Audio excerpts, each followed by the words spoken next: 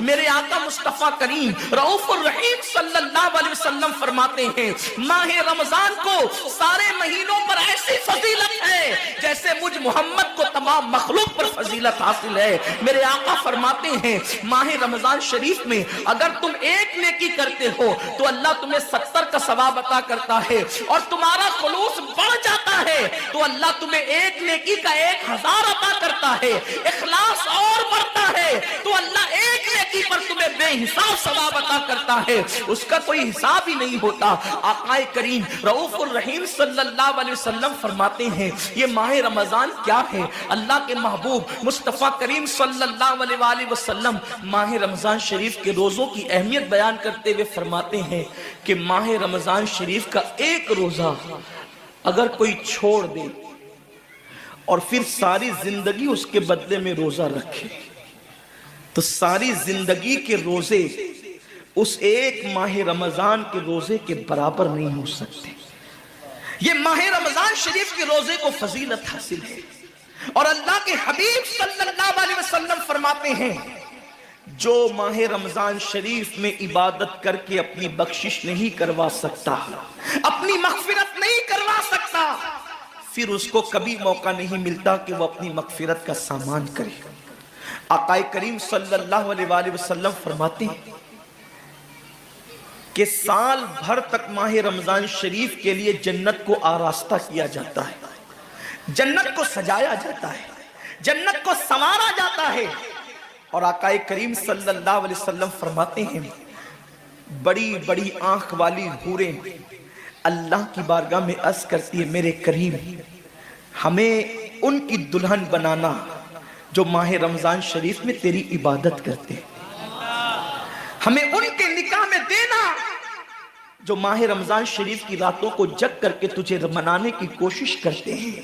آقا کریم صلی اللہ علیہ وسلم فرماتے ہیں اگر کوئی بندہ ماہ رمضان میں زنا سے بچے،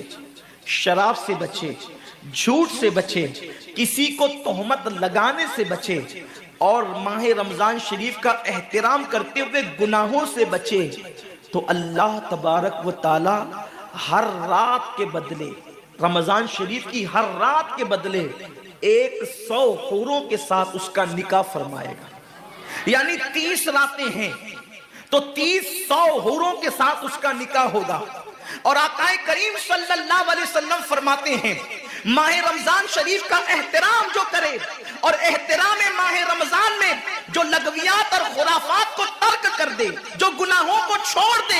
زنا کو، شراب کو، جھوٹ کو، بہتان تراشی کو چھوڑ دے، آقا فرماتے ہیں اس رمضان شریف کا احترام کرنے والے کے لیے اللہ نے جنت میں ایک ایسا محل بنایا ہے۔ اس محل کا حال یہ ہے کہ دنیا کے سارے اولین اور آخرین یعنی آدم سے لے کر آخری آنے والے تک، انسان تک، اگر سارے اس محل کے اندر داخل ہو جائے تو بھی اس محل کی اتنی ہی جگہ وہ لیں گے جتنی کی بکرے کی ران آپ کسی مکان کے اندر رکھتے ہیں، تو بکرے کی ران کتنی جگہ گھیرتی ہے، بس تمام اولین اور آخرین اس محل کے اندر اتنی ہی جگہ گھیریں گے، یعنی وہ محل اتنا بڑا اللہ نے بنایا ہے، اور وہ محل صرف ان کے لیے ہے جو ماہ رمضان کے احترام میں گناہوں کو ترک کر دیتے ہیں، گناہوں کو چھوڑ دیتے ہیں۔ میرے آقا صلی اللہ علیہ وسلم کے پیارے دیوانوں، لیکن افسوس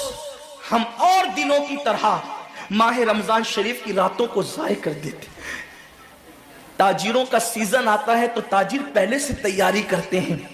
کہ اس سیزن کے اندر میں نے مالدار بننا ہے، اتنا مال میں نے کمانا ہے کہ پھر میں نے سارے سال گھر میں بیٹھ کر کے کھانا ہے۔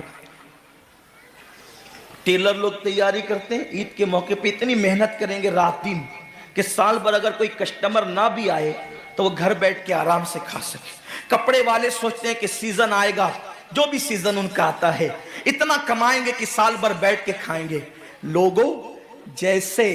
کپڑوں کا سیزن آتا ہے، ٹیلروں کا سیزن آتا ہے، پھلوں کا سیزن آتا ہے، ایک سیزن نیکیوں کا بھی آتا ہے، ایک سیزن مغفرت کا بھی آتا ہے، ایک سیزن جنتی بننے کا بھی آتا ہے، ایک سیزن اللہ کو راضی کرنے کا بھی آتا ہے۔ ارے یہ کیا کم ہے، میرے رسول سچے نبی صادق و مصدوق نبی نے فرمایا ماہ رمضان کی ہر رات اللہ پہلے آسمان پہ تجلی کرتا ہے اور اللہ اپنے بندے سے پکار پکار کر غروب آفتاب سے لے کر صبح صادق طلوع ہونے تک کہتا ہے میرے بندے اگر تو گنہگار ہے تو مجھ سے معافی طلب کرتا کہ میں تیری مغفرت کر دوں، میں تجھے جنت کا پروانہ عطا کر دوں، اگر تو غریب ہے تو مجھ سے دولت مانگتا کہ میں تجھے دولت عطا کر دوں، اگر تو نعمت سے محروم ہے تو نعمت مانگتا کہ میں تجھے نعمت عطا کر دوں۔ یہی وجہ تو ہے حضرات صحابہ کرام جب رمضان شریف آتا تو وہ ایسے تیاریاں کرتے تھے جیسے ہم اپنے گھروں کی شادیوں کی تیاری کرتے ہیں۔ صحابہ اتنے مصروف ہو جاتے رمضان شریف کی تیاریوں میں،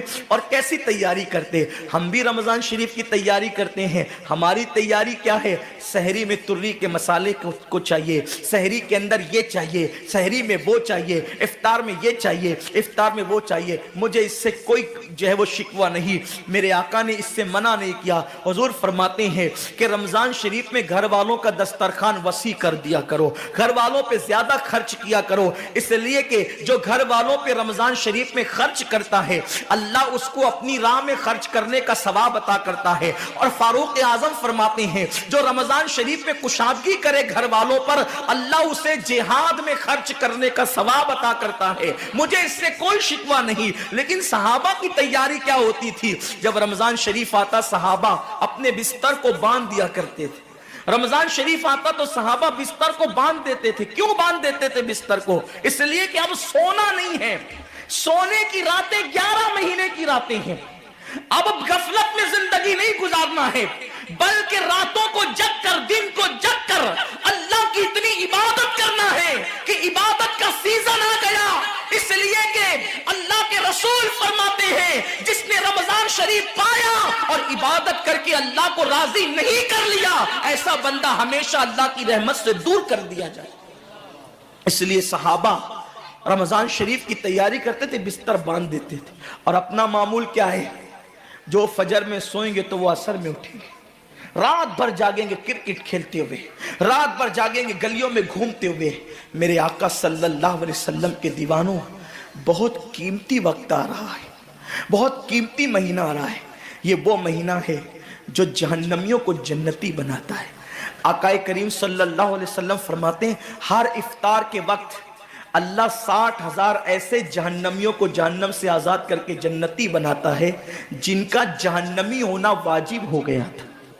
اور ایک مقام پہ فرماتے ہیں 5 لاکھ جہنمیوں کو ہر افطار کے وقت جہنم سے آزاد کیا جاتا ہے۔ اور اسی پہ بس نہیں، حضور فرماتے ہیں جب شب جمعہ آتی ہے ماہ رمضان کی، جمعرات کا سورج غروب ہوتا ہے، تو جمعہ کا سورج غروب ہونے سے پہلے پہلے تک ہر سیکنڈ میں 5 لاکھ جہنمیوں کو جہنم سے آزاد کیا جاتا ہے۔ اور جب